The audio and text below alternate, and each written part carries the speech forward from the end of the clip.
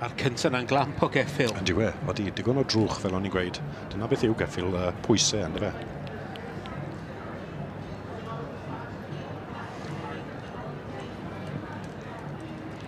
Amser bach a digon o densiwn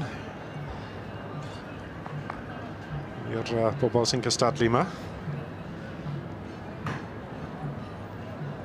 Y cerdded yn holl bwysig yn Ceffyl hela. Wi ddim yn gweld un sydd yn gwneud y jobyn bach gwael yn cerdded ar hyn o bryd, ond bach o wen. Oeddi wi wedi cael yr het yn pwynt o'r tiddi. Yndi, mae'n debyg. Zara Owen sydd yn mynd ar dosbarth yma. Ie. Y pwysau trymion yn adran y ceffylau hela yw marchogaeth. Ie, wir. I Mrs John, Ridden Bridge yw'r Ceffyl melyn sy'n cael pat bach a tyma bach o ffas. Ceffyl melyn wrth gwrs wedi cael ei fagu gyda Mrs John i hynna'n ac allan o beth mae hwn wedi cael ei fagu de Alice Bridge ac allan o Mount Diamond Pearl ac wrth fel oedd David yn gweud y joci yw yr enwog Zara Owen.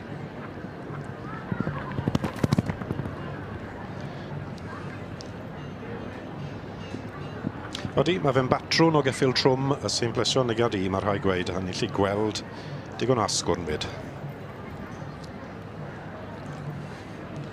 Zara Owen yn derbyn y riban goch yn y dosbarth i'r pwysau trymion yn adran y ceffylau hela yw marchogaeth. Ac yn derbyn y wobr ar rhan Mrs John gyda Ridden Bridge, y ceffyl melyn sydd wedi ennill dosbarth cryf yn yr adran yma.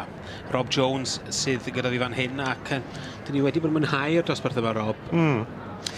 Wedi enjoyo yr adran i wedi gwir. Mae'r safon wedi bod yn uchel iawn blwyddyn hyn.